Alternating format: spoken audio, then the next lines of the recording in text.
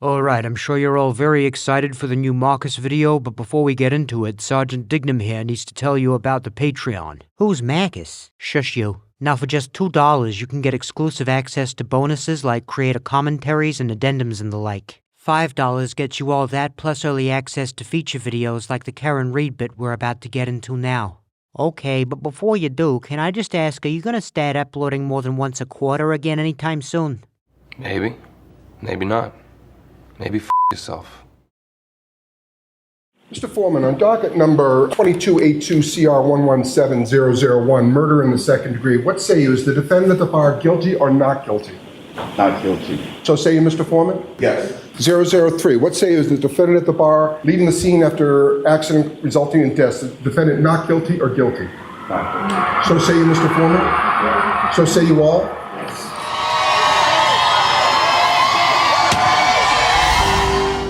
They'd come a long, long way together, through the hard times and the good. But it wasn't just Karen Reed and her lawyers who had cause to celebrate her not guilty verdict, as you can hear from the jubilation of her throng of supporters gathered outside the courthouse. That isn't to say everyone was on her side. Clearly the Commonwealth of Massachusetts wasn't a fan. And if you've spent any time with this case in online spaces, there's a reasonably good chance you've seen what's known as the Free Karen Reed movement sniping back and forth with their anti-Karen Reed counterparts. So what's all the fuss about? Well, everything began about 3.5 years ago, following the death of her then-boyfriend John O'Keefe, under circumstances that posed numerous questions, probably numbering in the hundreds if you were to tally them all up, but all of which can really be traced back to one central question. Did she clip him with her car? Or was she framed by the corpse?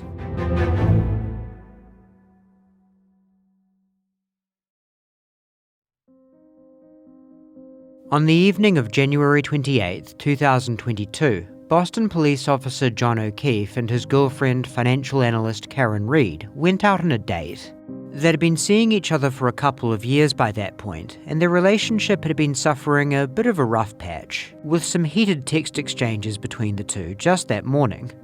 By the time they walked into Waterfall Bar and Grill at about 10:54 p.m. after having had a few drinks across the road, however, there wasn't a hint of acrimony between the two, according to everyone in attendance at the bar. Maybe they were already in the process of patching things up and the future was looking bright. Or perhaps it was just a happy face they were putting on for friends. Possibly something in between. By the time we're done with all of this, such questions should be the least of your concerns.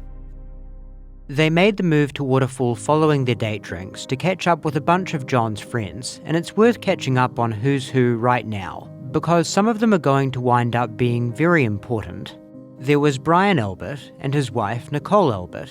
Brian was also a Boston cop, but was more of an acquaintance than a friend of John's, whose closest friend in that room would have been Jen McCabe, sister of Nicole Albert. Jen was in attendance with her husband Matt McCabe. Neither were cops. Also in attendance was an ATF agent named Brian Higgins, a friend of both John O'Keefe and Brian Albert. There were others too, but these will be our most important players going forward.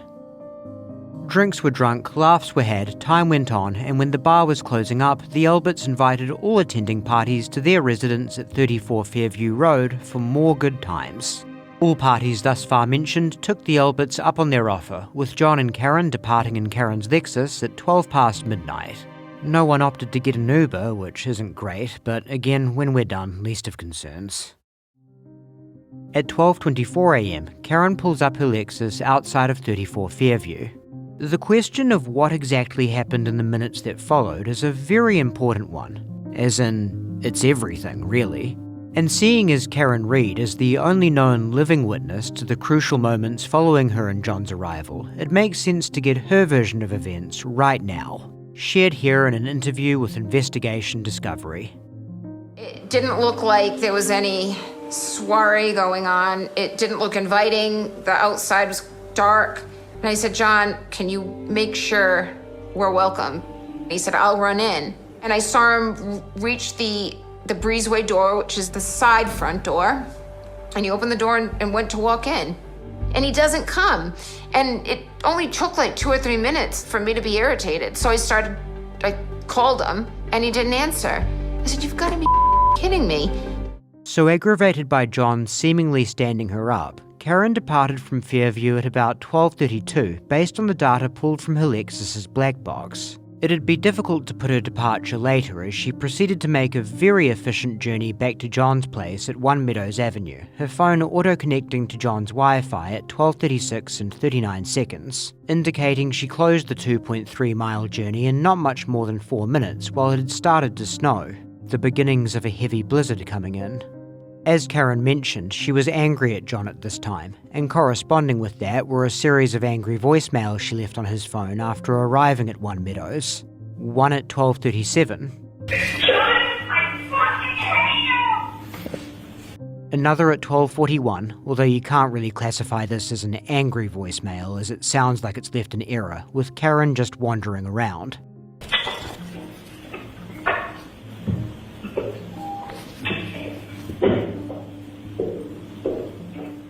At 12:59, another voicemail. John, I'm here with your fucking kids. Nobody knows what the fuck you are, you fucking pervert. John's kids that Karen's referring to are his adopted niece and nephew, aged 14 and 10 respectively at the time, though his nephew is actually sleeping over at a friend's. John adopted the kids in 2014 after his sister and brother-in-law both had untimely deaths mere months apart. Cancer and a heart attack, respectively. In terms of what the pervert remark was about specifically, one can only speculate. It's been said suspicions of infidelity were sometimes a feature of the couple's arguments, but that's not a matter this video will be going through with a fine-tooth comb. At 1:02 a.m, she texts John, "Your kids are cucking alone." It's not the only example of something both sides acknowledge as an obvious typo in this case. Then at 1:04, "I'm back in Mansfield. The kids are home alone." Though this was a lie, which she tacitly acknowledged in a subsequent voicemail at 1:10 a.m. Yeah, it's 1 in the morning. I'm with your fucking niece and nephew. You fucking pervert. You're a fucking pervert. Then another at 1:17. John, I'm going home. I cannot babysit your niece. I need to go home. You are fucking using me right now. You're fucking another girl. Kim's sleeping next to me. You're a fucking loser. Fuck yourself. It should be noted that before, between, and following these voicemails, there were also a bunch of additional unanswered calls from Karen to John that didn't result in messages. Dozens, in fact. It looks like she may have gotten a bit of a nap in not long after the 1:17 message, but from 4:38, it was absolutely relentless. John, of course, never answered. From the looks of it, she was starting to panic. At 4:53 a.m, Karen had John's niece Kaylee call Jen McCabe. My phone rings and I look at my caller ID. I look at the phone and it's Kaylee, John's niece. When you pick up the phone, could you hear a voice on the other end? I heard a voice and a lot of screaming. And the voice you heard, is that Kaylee, John's niece? Yes. Could you make out anything that person was saying as they were screaming? My name was screamed a lot. The other individual ended up getting on the phone with me. Okay. And who was that person that was screaming in the background? Miss Reed. And then she's screaming that John didn't come home. She left him at the waterfall. She was hysterical. It was very hard to follow what she was saying.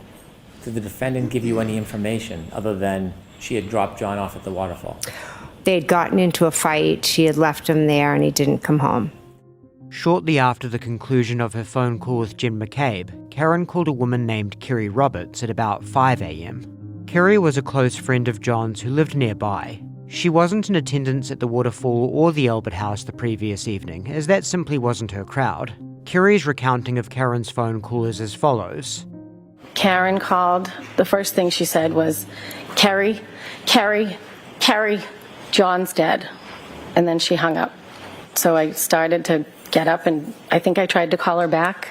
I know I tried to call her back, but I don't know exactly when, because I was like, what? And then I tried to call her back. I know I tried to call her back, but I don't know if she answered or if she called me back the next time I spoke to her. The second time she said, I think something happened to John. I think he got hit by a plow.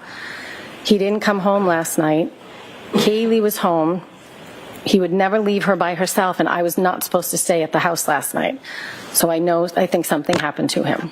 Did she say anything about drinking? Yes, she said, we drank so much, I don't remember anything from last night. And I said, okay, where are you now? She said, I'm driving. And I said, you need to go home. Where's Kaylee? And she said, at home. I said, you need to go home and be with Kaylee. She cannot handle this, thinking, her uncle's missing. I said, you're going to get a DUI. You need to go home. She said, I'm going to drive to your house. Would you drive my car? And I said, yes.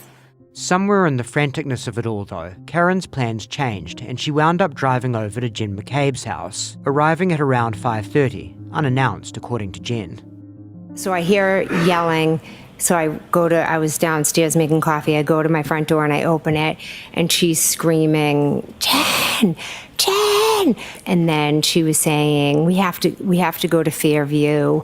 A lot of the, could I have hit him? Did I hit him? She was on repeat. Now, just to briefly get ahead of something, obviously, did I hit him in any variation of that statement is kind of a red flag.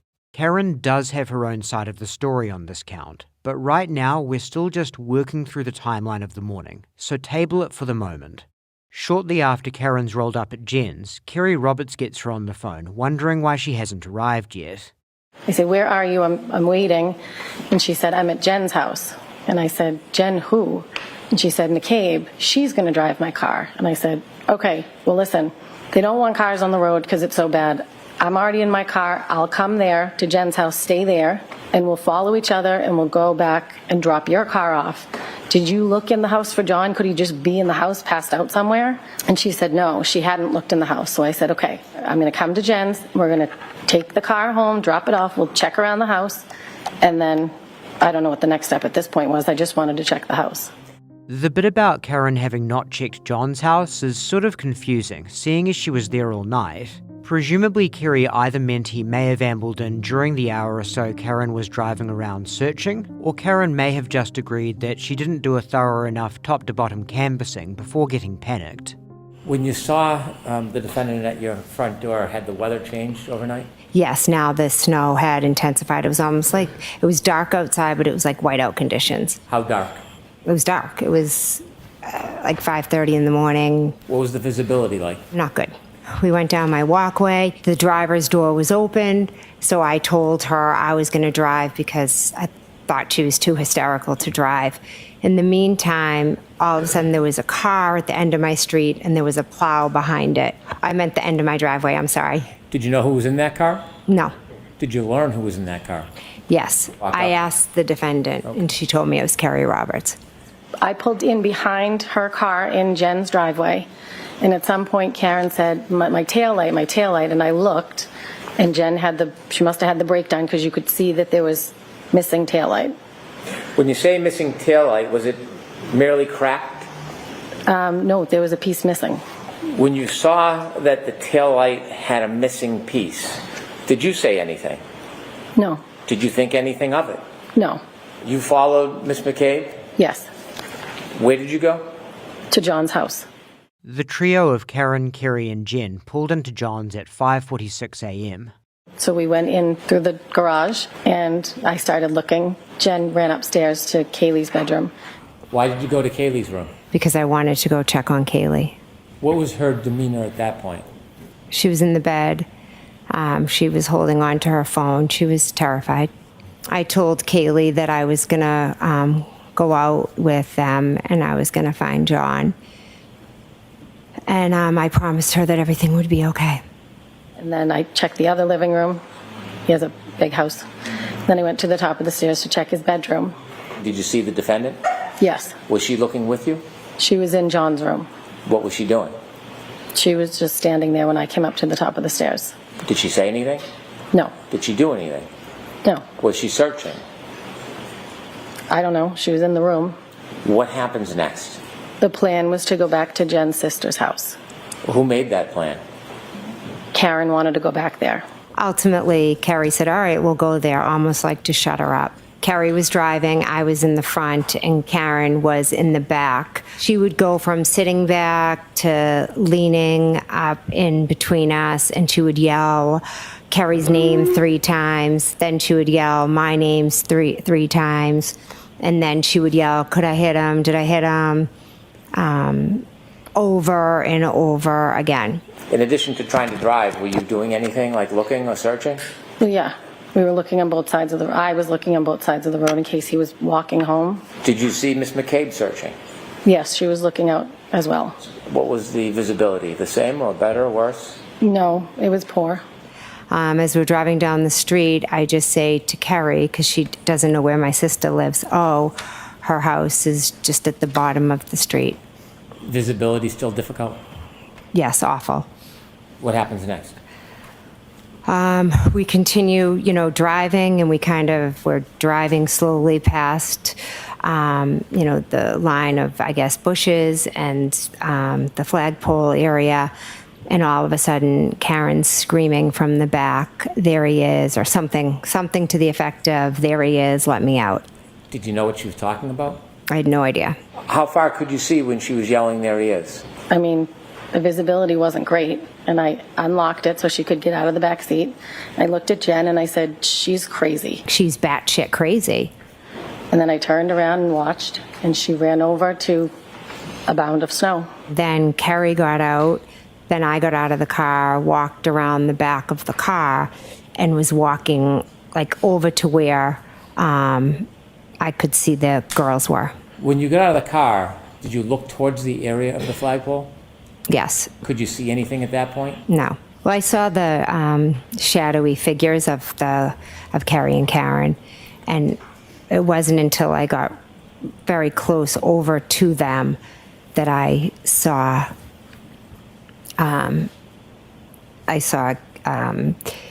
Carrie removing the snow from John's face. So I started to do chest compressions, and I yelled to Jen and told her to call 911. Karen was trying to do mouth-to-mouth. I don't know if she knew what she was doing, but I knew chest compressions were more important, so I concentrated on that. So I carried blankets in the car, so I yelled to Jen to get the blankets. I don't know what I thought I was doing with blankets, but I wrapped them around his head, just thinking we're trying to warm him up. He was covered in snow. No, police from Square Line. What is your emergency?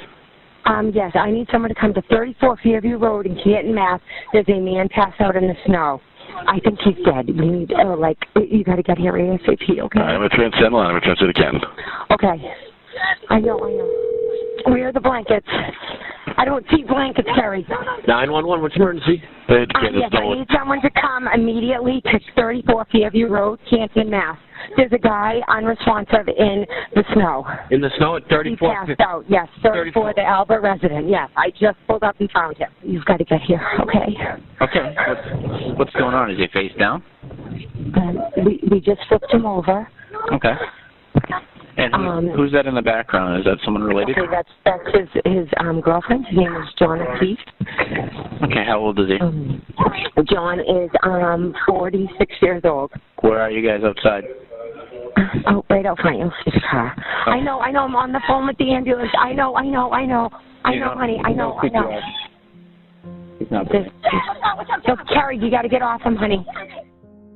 First responders were on scene outside Fairview within minutes of that call's conclusion. Although standard first aid measures were undertaken as a matter of protocol, it was quite clear on site that John O'Keefe had passed. He was transported to Good Samaritan Hospital, where he would be officially pronounced dead at 7:59. He was found to have a laceration on the back of his head, along with a skull fracture and brain bleed. There were cuts on his right eyelid and around his nose, and a series of cuts and scrapes were also found along his right arm. Back on scene, several first responders claimed to have heard a hysterical Karen Reid cry variations of the sorts of remarks Jen McCabe made mention of about having possibly hit John. In fact, some of the responders recalled her phrasing it more categorically than that. I saw a middle-aged female with blood on her face, and real quick, as I was in the process of providing ventilations, I said, do you know this person? What did she say to you? I hit him. I asked if there had been any significant trauma that happened that preceded this, and she answered with, I hit him. I hit him. There was a woman next to us who told her to calm down, stop talking, calm down, you're hysterical. So she repeated, I hit him. And a police officer said, you what? And she repeated it again, I hit him. It was mentioned earlier that Karen has her own side of the story on this count, and while we've still got a ways to go before unpacking the counter-narrative in earnest, it seems as good a time as any to air that part now so as not to pile on too much. I remember everything. I said, could I have hit him? Did I hit him? I mean, I had drank, so, and that led me to question, like, could I have hit him? Did I run over his foot or hit him in the knee? Did I incapacitate him? So there you go. Karen does concede making utterances in the vein of did I/could I have hit him at various points, like what Jen McCabe recalled before arriving on scene. But with the caveat that such statements weren't based in any direct memory of having hit John with her car. Rather, they were a byproduct of being panicked by John's unexpected absence and disoriented after a night of drinking, desperately grasping for ounces sort of thing. I said, I hit him. It was preceded by a did and proceeded by a question mark. As to the more declarative variations, just straight up I hit him that the first responders recalled, it would seem that Karen does deny making those statements, going off of what you just saw and her defence's attacks on such claims. As I mentioned, it was said 3 times to me. So now you do remember last year, you only said that it was repeated twice. I believe I said I hit him twice on the stand last year. Right. And if you're saying I hit him 3 times instead of twice, that firefighter Nuttall is inconsistent with your testimony today, correct? You agree with that? That is how it went that morning, though, sir. Okay, that's not my question. I'm asking you, if you testified last year, yes, sir, that you heard the phrase twice, and now a year goes by and you're testifying in front of this jury this year that you heard it 3 times, those 2 statements are inconsistent with one another, correct? Yes, sir. Okay. The goal of that line of questioning is likely not to establish that Karen Reid did in fact say I hit him twice as opposed to 3 times, but rather just to highlight the shift in testimony itself. If paramedic Timothy Nuttall remembered it being said twice, 2 years after the incident, and then 3 times, 3 years after the incident, it may invite you to wonder if perhaps his memory was faulty to begin with, and maybe what he actually heard Karen say was the significantly, or at least somewhat less incriminating depending on how you view things version of did I/could I have hit him that Karen concedes uttering at some points that morning. Or maybe he heard no such thing at all, and he and people like Katie McLaughlin are outright lying. Why would they do such a thing, you ask? Well, that truly is getting too far ahead of the game, so let's quickly cover how it came to be that Karen Reid was charged with the killing of John O'Keefe following the events so far outlined. On February 2nd of 22, Reid was charged with manslaughter, leaving the scene of an accident, and motor vehicle homicide, charges that would be upgraded in June to second-degree murder, manslaughter while operating under the influence, and leaving the scene of a collision resulting in death. The main elements of probable cause basically boiled down to Karen being the last known person to have seen John alive, in conjunction with her reported hit-him utterances at the scene, the fact that the right taillight of her Lexus was broken by the morning of the 29th, and that pieces of that taillight were ultimately found by an emergency response team beneath the snow on the Albert's front yard in and around the flagpole area where John's body was discovered, by Karen Reid. On the face of it, it sounds like the makings of a decent case, maybe even a good one. So Karen was wise not to skimp on legal costs, enlisting the services of David Giannetti, a veteran defense attorney who's found himself on Boston Magazine's list of super lawyers every single year since 2007. Initially, Giannetti seemed to be fighting the severity of the charges, arguing the Commonwealth's evidence of criminal intent was wanting. With regard to the facts of the case, Judge, manslaughter is a tremendous reach in this case. I don't see any criminal intent that would justify manslaughter in that affidavit. And there's a reason for that, because there was no criminal intent. This was not some random stranger. This was my client's boyfriend, somebody with whom she was in love, somebody with whom she essentially lived with. and it would be wrong to fault Giannetti for shortchanging his client by not forcefully arguing against the occurrence of the alleged collision itself from the jump. Things looked the way they did at the time, and trying to fight culpability outright could well lead to Karen spending more time in prison than she would have had Giannetti just gotten a reduction in charges. As we know though, that more run-of-the-mill strategy was soon abandoned in favour of an ultimately successful, outright not guilty plea. So what changed? Well, here's where things start to get really interesting. Very shortly after Reed's February arraignment, David Giannetti would receive communications from an anonymous tipster claiming to have inside information of how John O'Keefe really met his fate that night. The story went that John had indeed entered the Albert residence that night, just as you've seen Karen describe. Once John was inside, well, who knows what exactly, but at some point, somehow, he came to get into a fight with Colin Albert, Brian Albert's 17-year-old nephew. It's been said Colin and John had historically had conflicts over Colin cutting through John's lawn and even chucking beer cans on it. Who's to say if that history was the linchpin for the fight? It's just one idea. Bottom line, a fight broke out and soon Brian Albert got involved. Whether or not they intended to kill John, one can only speculate, but of course John did die and the Alberts didn't want to take the rap for it. So sometime between 3 and 4 a.m, Brian Albert and Brian Higgins dragged John's body to the front left side of the Alberts' lawn. A funny hiding place, critics of the story have objected, but remember that the Alberts knew John had been dropped off by Karen. So it wasn't really a hiding place as much as a staging place, making it look like, well, exactly what the cops, Brian Albert's friends and colleagues, took it to be, or pretended to take it to be. A hit and run by Karen Reed. Talk about a bombshell. But even if it was true, Brian Albert and his co-conspirators had already been successful with their cover-up to the point charges had been laid against their mark. Changing the course of things from here would require a sort of resetting of the board, building a case against the Alberts, not to mention Brian Higgins, and potentially everyone else in the house that night, depending on when exactly this fight broke out. And you would need to build said case without the resources of the Commonwealth, who of course had all of their sights set on Karen. This was a task that called for more super lawyers. The next to be enlisted were attorneys Ellen Jackson, who you heard a bit of before, and Elizabeth Little, heavy hitters from California, with Jackson's website boasting a career success rate of 96%. According to Jackson, it was John O'Keefe's injuries that first piqued his interest. What really stood out to him were the scrapes across John's right arm. Jackson had been around the block enough times to know an animal attack when he saw one, and felt the injuries he was looking at fit like a glove. Made for claws. What they didn't look like was the result of any vehicle impact he'd ever seen. But where would an animal come into all of this? The plot keeps thickening. It turns out the Alberts had a German shepherd named Chloe, until they rehomed her in May of 22, just a few months after John's death.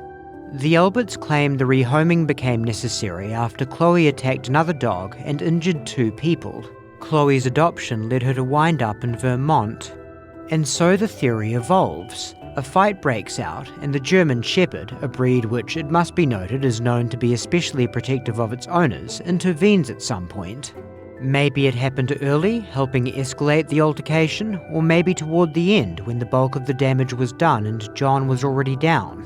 It doesn't really matter. John being bit and or scratched by the dog at any point under any circumstances obviously puts John meeting his fate inside the Albert home, not outside via Karen's Lexus. That's not to say there weren't still plenty of gaps left in the alternative scenario that was beginning to emerge. A major one has already been alluded to. If an altercation of the flavour the defence was theorising occurred in the Albert home that night, it was highly unlikely that its occurrence would only be known to Colin, the 2 Bryans, and Chloe the dog. As you already know, the Alberts were hosting a gathering at the time. Jennifer and Matt McCabe were present, and Nicole Albert, naturally. Brian Albert's son, Brian Jr., was also there. He had turned 23 as of midnight, which was actually the onus for the late nightcap. Most of Brian Jr.'s friends had departed by the time the waterfall crew rolled up, but there were reportedly still at least a couple sitting around a table in the kitchen, where everyone says they wound up hanging out that night. If shit hit the fan with John, either in the presence of all these people or at a minimum in relatively close proximity to them, surely at least some of them must have cottoned on to something. And if that were the case, at least one of them must have let something slip in some way, shape or form, one would think. So the next question would be, how would one go looking for such a slip all these months after the fact? Now, while even the most elite of defense attorneys will never have the investigative resources of the state, search warrants and the like, they do have discovery. Everything the Commonwealth has obtained needs to be made available to them. And it just so happened that Jen McCabe gave her phone to investigators on January the 30th, permitting them to pull all of the data from it in the event something might be pertinent to the case. And when the defense had their own look at said data, they found something they thought could be mighty pertinent to the case in light of their emerging theory. In the early morning hours of January 29th, not long after she had returned home from the Albert residence, and mere hours before she would be a party to discovering John's body on their front lawn, Jen opened her Safari web browser. Among the activities discovered in that early morning web browsing session was a Google search logged at 2:27 a.m. It read, "Hoss long to die in cold." The Hoss part is accepted by both sides as an obvious typo, and given the defense's theory of the case, the significance of the search query is clear. If Jen is contemplating just how efficient low temperatures are at offing a person right around the time Colin and the two Bryans are trying to make it look like John froze to death, it would indicate that she was privy to their plan, if not an active participant before her departure, seemingly now plagued with residual doubts over whether their story would actually sell, especially in light of the massive beating she may well have directly witnessed. This could be big. Or Jen's peculiar search query and its potential significance could get lost in the shuffle. One thing that should be very apparent by this point is that this case is not short of attention-grabbing tidbits. A key part of Karen's defense strategy would be having some control over the public perception of her case, and Ellen Jackson knew that would necessitate getting their narrative out early, ensuring the discoveries they were making got a proper airing both in and outside the courtroom. With that in mind, he reached out to a popular local blogger and citizen journalist named Aidan Carney, better known to his followers as Dr. Turtleboy. When Turtleboy learned of the apparent railroading that was transpiring in his own backyard, he was incensed, sharing the details that had so far been unearthed by Karen's defense team on his website, and even confronted Jen McCabe publicly over her early morning Google search. Hey Jen, how you doing? Fancy seeing you here. I know, amazing. How are you? How you been, all right? So how did court go the other day? Went great. Sorry, do you have a child on the team? No, I'm at a public event, so I can do whatever I want. So anyway, Jen, I have a question. Did you think that you could outsmart Karen Reed? Did you? Do you think that's funny? How long to die in cold? What is this gentleman doing? Look at that deranged face. Hey, Jen. Touch me again. So, Jen, are you worried about what's going to happen when your kids go to jail? Touch me again. When you go to jail, I apologize. To your children. Are you worried at all about that? Huh? Huh? Touch me. What's going on here? Oh, you're so fast. Oh, what are we doing here? I was sure you were. Jen, did you think that you could outsmart Karen Reed, yes or no? I just wanted to know why she Googled how long to die in cold. I'm just curious. I'm being assaulted by an umbrella man. What is going on here? We're just trying to watch a lacrosse game, sir. This is a school-sponsored event. Yes, it is. How do you feel about murder of police officers? Well, she murdered a police officer. No, that is so untrue. Oh, it's not. Then why did she Google how long to die in cold? She did it. It's already been proven wrong. Oh, really? How has it been proven wrong? What's the problem? You're bothering people. Who am I bothering? These gentlemen. Well, they killed a cop. They killed a police officer, John O'Keefe. We're done with this. She Googled how long to die in cold while John O'Keefe was dying outside of a house. Okay, we'll give it a wrap. But I just thought I'd stop by. And have a great night. We'll see you soon, Jen. How long to die in cold? Maybe you can answer that question for me. We'll find out later. She didn't want to answer. I just want to find out how long to die in cold and why someone would Google that at 2:27 in the morning when a cop is dying on the front yard of 34 Fairview Road? And why 2 cop killers are up there? Cop killers! That's what they are. They're cop killers. He had a niece and a nephew, by the way. 2 kids he left behind. Because that piece of trash up there left him out to die in the snow. And there's her daughter waving at me in case you had any sympathy for that one. Cop killer! Cop killer! Journalism can be a rough and tumble business at times, so the defense had really lucked out by scoring an ally who wasn't afraid to get his hands dirty. And once Turtle Boy started getting the word out via blogs, live streams, and public outings like that one, more and more locals found themselves livid upon learning of the persecution of Karen Reed. By the time the trial rolled around, she had a small army on her side. And it wasn't just bizarre Google searches they were riled up about. By then, the defense had unearthed serious problems concerning the investigation itself, perhaps most notably the conduct of one Trooper Michael Proctor, the lead investigator on the case, whose private communications illustrated undeniable tunnel vision in the direction of Miss Reed. Now, in fairness, it wouldn't be the first time an investigator showed animus toward a prime suspect, so just how bad could these communications possibly be? Can you take a look at the face page of what's under tab 2 and tell me if you recognize that? Yes, sir. It's a private text thread with high school friends. And this includes 9 participants, 9 chat participants that you engaged with? That's correct. This group chat was taking place on January 29th at about 10:52 p.m., correct? Correct. You also informed these same folks, these same high school buddies, that, quote, all the powers that be want answers ASAP, correct? Yes. You knew, Trooper Proctor, that there was brass that wanted this case wrapped up quickly and efficiently. Isn't that right? No, the people wanted answers, sir. They wanted answers ASAP. What does ASAP mean? That's as soon as possible. You knew at that time, Trooper Proctor, that this was not going to implicate in any way, shape, form, or fashion another cop, correct?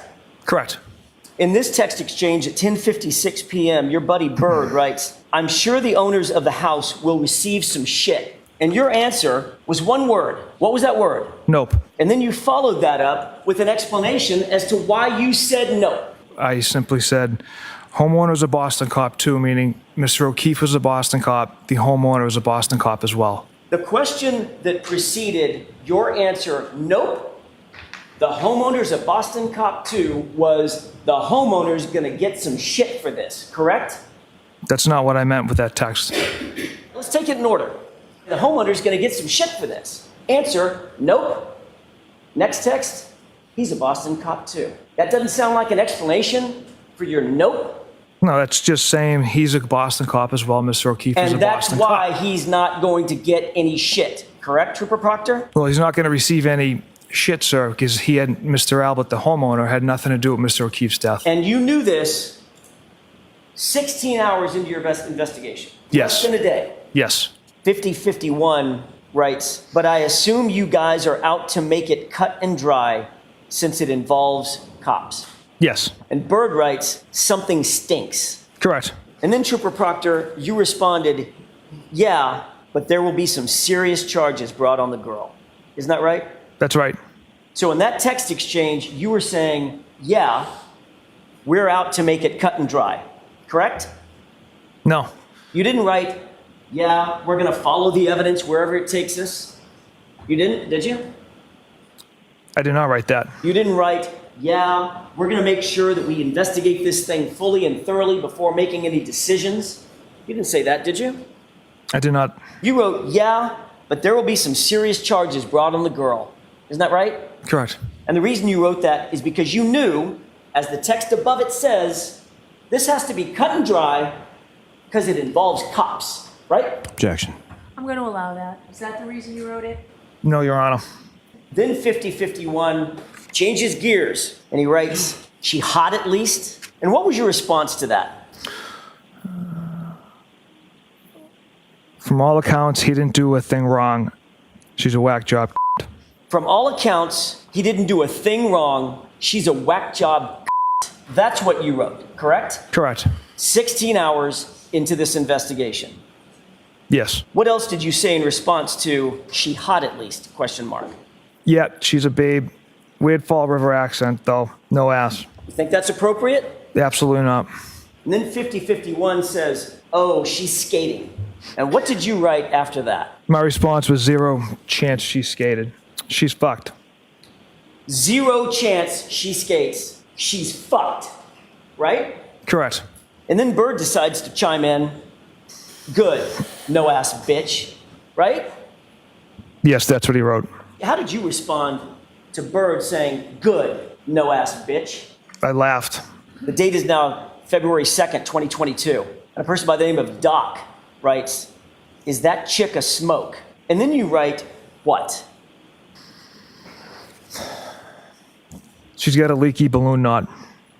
Trooper Proctor, explain to the jurors what a balloon knot is.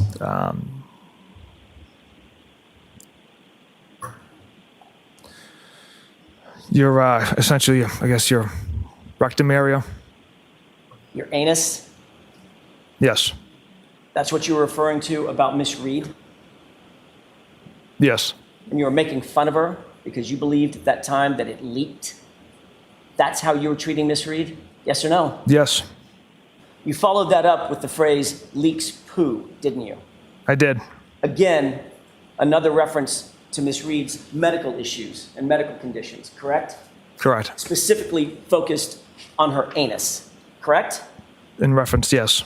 Were you aware at the time that you wrote this that Miss Reed had suffered a colectomy surgery, very serious surgery? I was not, sir, no. Well, that was thoroughly excruciating.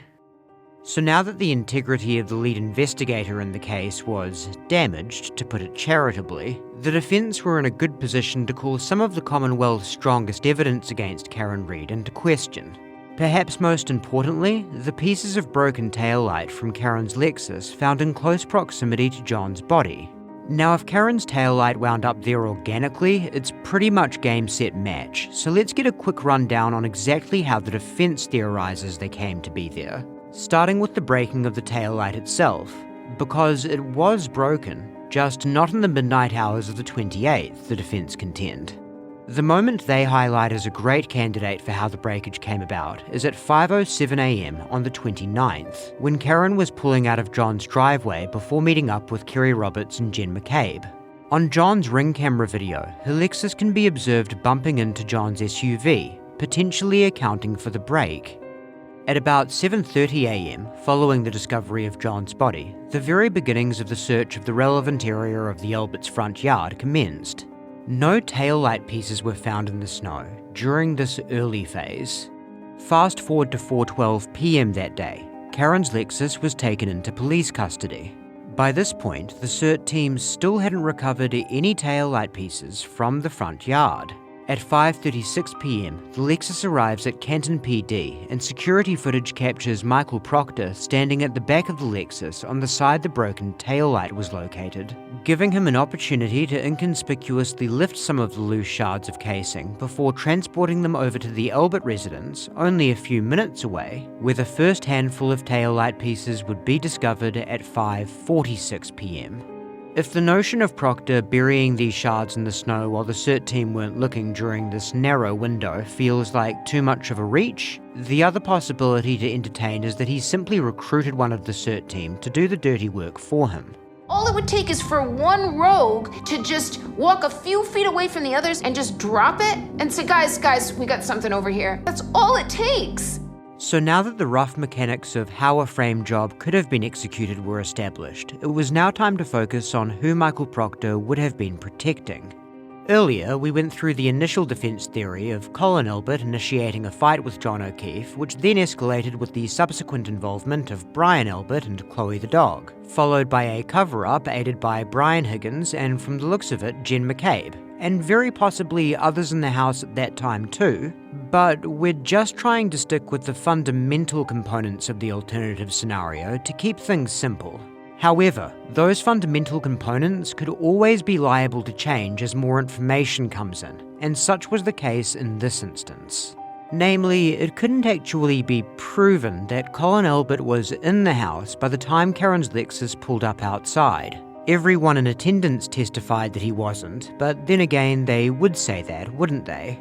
But then again, there was circumstantial evidence supporting Colin's story. That story being that he got a pickup from a sober driver, one Ellie McCabe, a good 20 minutes and change before John's posited arrival. The circumstantial evidence being a text from Ellie to Colin at 12:10 a.m. that read "here," seeming to indicate Ellie had arrived for a aforementioned pickup. From there you could argue the text was some kind of ruse that Ellie and Colin had collaborated on to give him cover later, but then you'd be transitioning into more of a premeditated murder conspiracy, and you can probably see how that would open a whole can of worms and to overcomplicate things for the defense. Not to mention humble YouTubers who are just trying to get a coherent story across. All this is to say, going forward, Colin Elbert will be deducted from the fundamental components of the alternative scenario. Have a nice life, kid. Dear old Uncle Brian's still in the fold, though. During the course of your Marine and military training, did you have any training in hand-to-hand combat? Yes.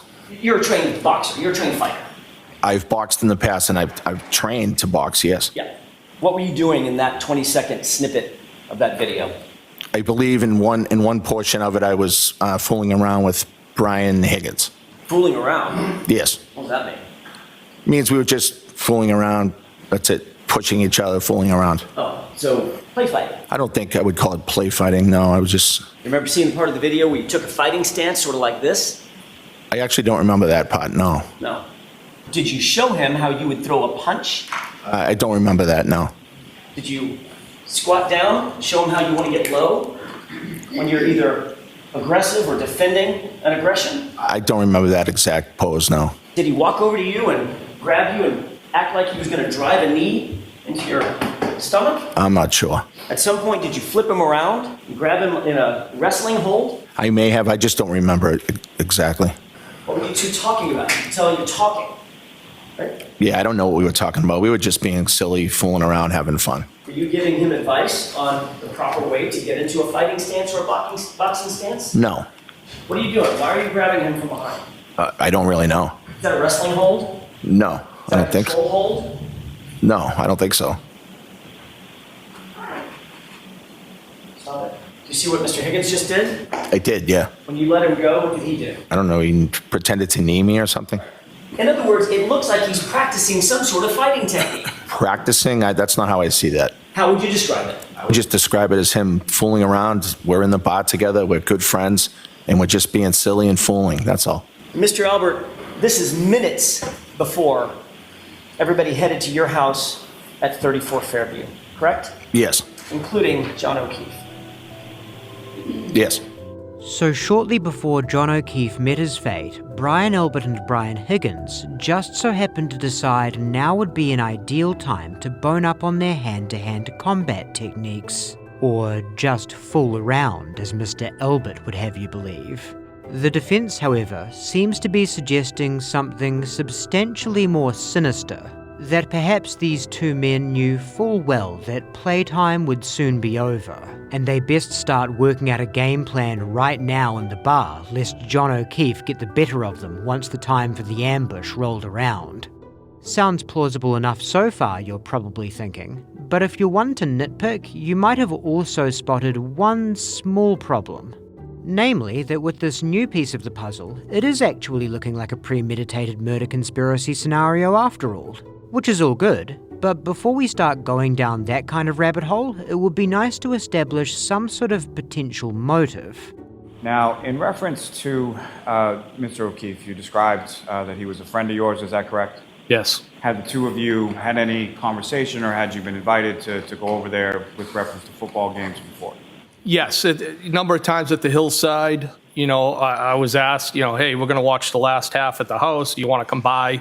Things like that, yes. And had you ever taken Mr. O'Keefe up on any of those prior invitations to come by the house and watch it? No. And do you recall why it was that you took him up on at this time and went over? I felt bad I had never been over there, and I had also independently got a text of an invite from John himself, and then also from the defendant independently. All right, so Brian Higgins had attended a football game viewing at the O'Keefe household at the behest of both John and Karen. All well and good. Following that engagement, Karen got Brian's number from a friend and started texting with him, and their correspondence was pretty innocuous inside joke type banter for the most part.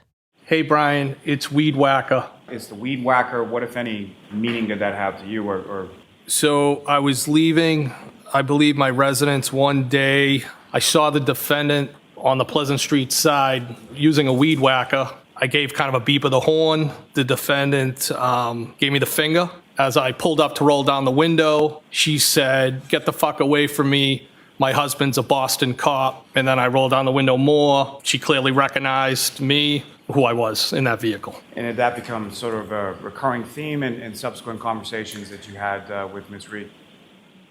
Yes. But soon things began to escalate. Defendant responded, "You stink."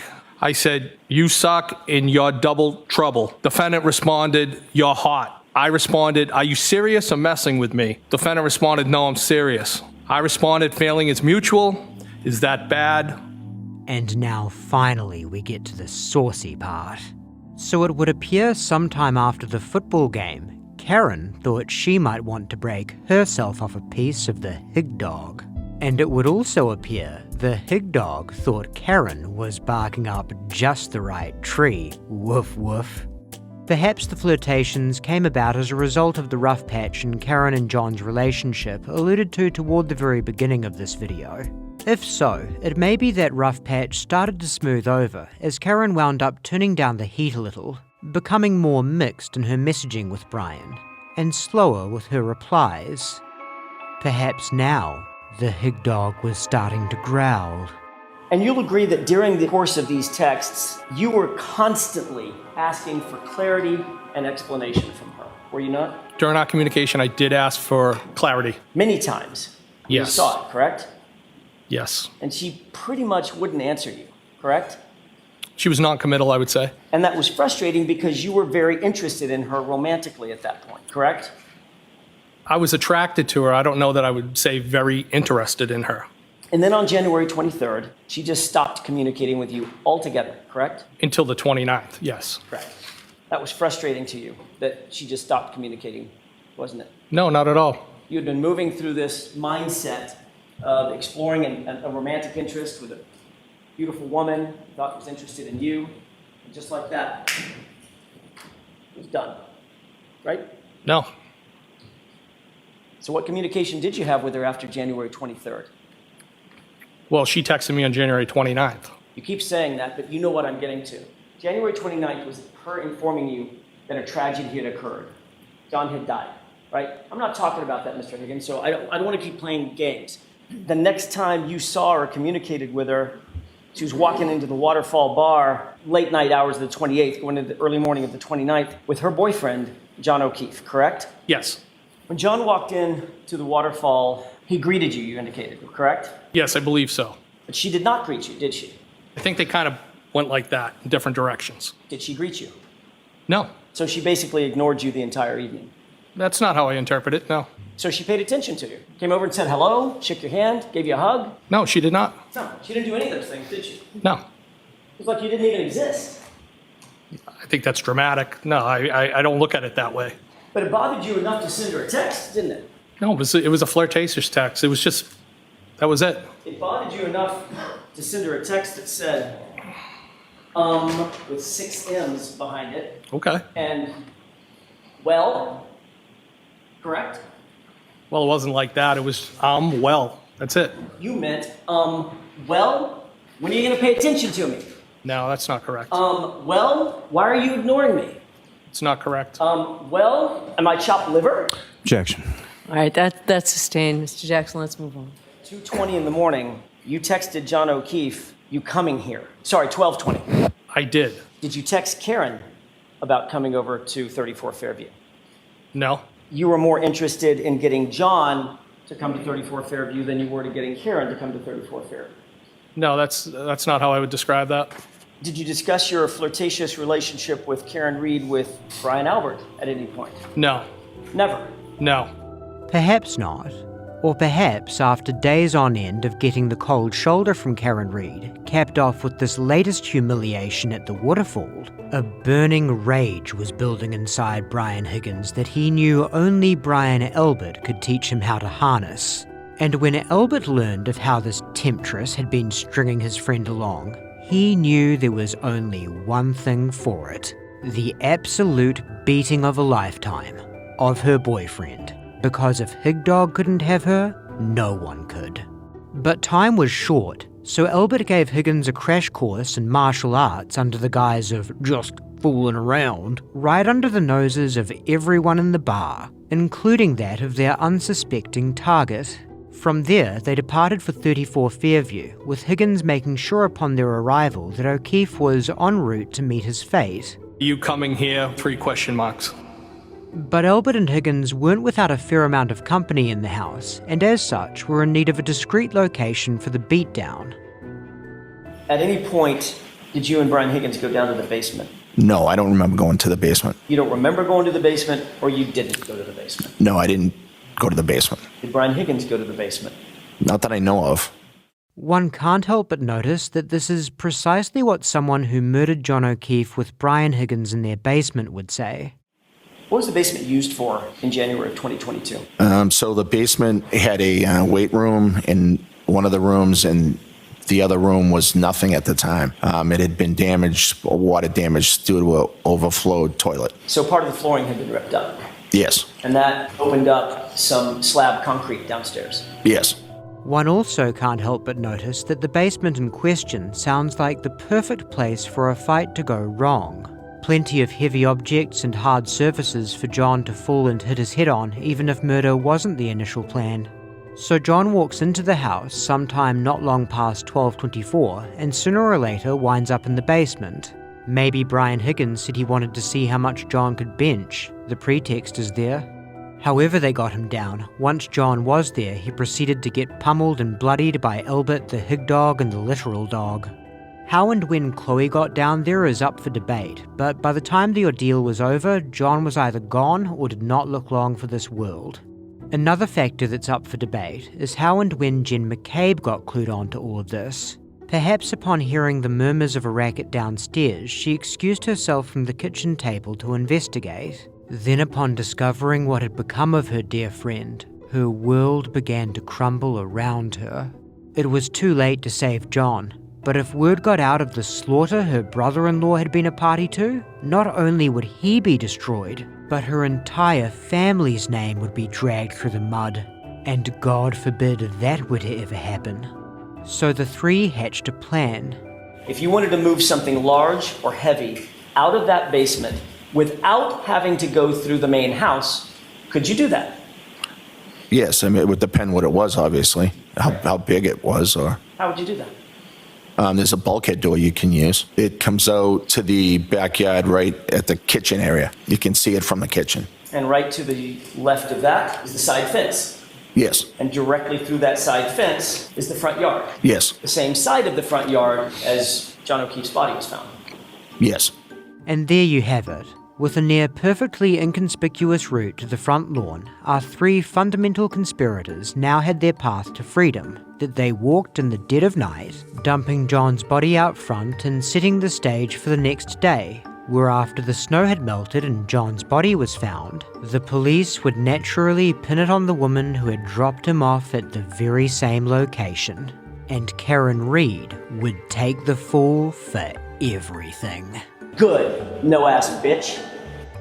So after the job was done, Brian Higgins departed Fairview, most likely around 1:20 a.m, and headed to the police station of all places, where he had been allowed to keep an office while on assignment for the ATF. And why was it that you went back to the Canton Police Station? I had left a key to the surveillance vehicle on top of my desk so that somebody could move the vehicle, because a lot of times Chief Berkowitz would get after me as a courtesy. I was parking vehicles there, sometimes my personal, but primarily my work vehicles. Well, one thing he asked me, just leave the vehicles in the middle of the parking lot so that snow could be cleared. So the reason for heading back there was to move those vehicles, because if I didn't do it then, I would have had to get up early and do it. You would have access to the interior of the police station at that time if you went back to Canton PD at 1:30 in the morning, correct? I'd have access. You could see if there was any activity going on, any calls, call-outs, things of that nature. I didn't have access to that, and I wasn't looking for it. Not that you were looking for it, Mr. Higgins. My question is more simple than that. If you were there, you'd know what was going on inside the building. No. You'd be in a position to monitor what was happening at the station around 1:30 in the morning when you were over there, correct? No. Well, if Higgins wasn't in a position to collect any intel, that would have certainly been bad news for Brian Albert, because in the 2 a.m.s that night, it would appear he was getting antsy. Sir, did you make any phone calls between the hours of 1:45 a.m. and 6:30 a.m.? I inadvertently called Brian Higgins after 2. 2:22 and 35 seconds. Does that sound familiar? Yes. Did you speak to Brian Higgins at any point between 1:45 a.m. and 6:30 a.m. that night? No. How did you inadvertently call him? Well, I don't know, because it was inadvertent. So I have to explain that. Well, it's kind of like a butt dial. The call at 2:22 and 35 seconds appears to be 1 second in length. That would be the call, the initial call from you to him, the one that you claim is a butt dial. Is that right? Yes. But it looks like you missed the call. I see the 1 second call, yes. There's a second call just below that on the same date at 2:22 and 52 seconds from you to Brian Albert, and the duration of that call is 22 seconds. I see that, yes. So according to your phone records, you placed a call to him, and then 17 seconds later, he returned a call to you that lasted 22 seconds. That's what the records reflect, yes. You had an explanation for what that 22-second call may have been, and what the prior call may have been. What was your explanation? Well, I used a phrase that people commonly used as a butt dial. Is 22 seconds long enough to have a conversation? No. A human being can't have a conversation in 22 seconds? Sure they could. I don't think it's anything of substance. So you think it's possible that you may have butt dialed Brian Albert for a 22-second call that you're not aware of? I think it's possible that he could have been inadvertently called back, but I have no recollection of that, nor did I have any conversation with anybody. So at 2:22 a.m., Higgins gets a missed call from Albert. Albert claims this call was inadvertent, and at 1 second in duration, the records would seem to reflect it was indeed without content. 17 seconds later, Albert gets a call from Higgins, which Higgins also claims was inadvertent. But at 22 seconds in duration, the records seem to support the notion that it may have had content, unless the butt dial was butt ounced and there was just a silent open line for that time, which seems like a convoluted explanation. A less convoluted explanation, perhaps, is that following their murder and subsequent body dump, Albert had lingering concerns that he wanted to discuss with Higgins in as efficient a manner as possible. Can you have a conversation in 22 seconds? He unequivocally said, no, that's impossible. Well, let's test that out. Hey, did you make it over to Canton? Yep. Haven't been any calls. Nobody knows a thing. All right, don't talk to anybody until we talk again. And by the way, come back over. I need help moving something heavy. Just as a side note to Jackson's last point there, it's possible that after murdering John in the basement, Higgins actually more or less immediately went straight to the police station to see if any neighbours had called in the murmurings of a ruckus and was called back to help move the body afterward. Always bear in mind that whenever you're presented with a blow-by-blow scenario in this video, there's an overriding or something like that qualification on top of it. So one way or another, John's body is outside in the snow, his death all set to be blamed on Karen once it's discovered. Only things didn't quite go according to plan, for when Karen woke up fearing for John's safety and began making it apparent to Kerry Roberts and Jen McCabe that she was worried he may have met his fate at 34 Fairview, Jen McCabe came to realise that Karen was going to discover John far too prematurely. So very shortly after Karen did discover the body, Jen ran into the Albert house to wake up Brian and Nicole. I opened the door, I walked over to the bed, and I was like, Brian, Nicole, Brian, Nicole. It took a minute or two, and then Brian woke up, and he immediately was like startled and was like, Jennifer, what's going on? What are you doing? To which Jennifer may have replied, "I'm getting your fat ass out of bed so you can start framing Hatter, because Karen Reed is outside and she's about to blow this whole thing up." The McKelberts then went downstairs and briefly spoke to an Officer Lank, who took a statement from them. Lank did not stay very long as he noticed nothing suspicious in the house, and at that point, really, why would he? The Alberts, for their part, didn't leave the house that morning, and one can only speculate as to what they were doing inside. The defence's bet, though, would be that Brian was hatching plans and making calls to ensure his cop buddies would see to it this investigation would be all eyes on Karen. And see to it they did, making sure all the right evidence was found and followed up on, while all the wrong evidence was uniformly ignored, and that every witness they could get to would wind up with the most damning accounts of Karen Reed they could muster. Only not every such witness was as hardened and practiced a liar as the rank and file of Canton PD, leading to the sort of confused testimony like you saw from Mr. "Oh, I heard her say I hit him 3 times, but maybe 2 times, but nah, definitely 3 times, trust me, I'm a fucking ambulance man over here." Or you know, something like that. You don't need to know the ins and outs of exactly how everything was done, and there's no way to know for sure. All you really need to keep in mind are the fundamentals, which at this point are the 2 Bryans and the dog in the basement with John, boom bam pow, body on the front lawn to frame Karen, Jen knows about everything by 2:27 a.m. Got it? Good. But now that the defense had established a plausible enough alternative scenario, along with the rough mechanics of how the cover-up would work, it was no time to rest on their laurels. They needed to undercut the Commonwealth scenario in addition to pitching their own.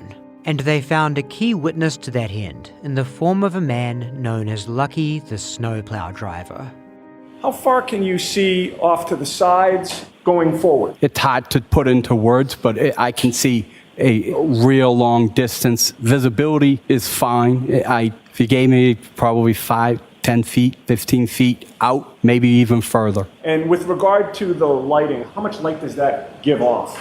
Enormous amounts. It's almost driving with the spotlight. What were you able to see of the front lawn of the Albert residence that very first time you passed? I was able to see the entire front lawn. And about what time was it that you first passed 34 Fairview Road? About 2:45. Now, when you're plowing, where is your attention focused, sir? My attention's focused in front of me and then to the sides. Why would your attention be focused to the sides? I am trying to be aware of any side traffic, any pedestrians, and God forbid, any animals.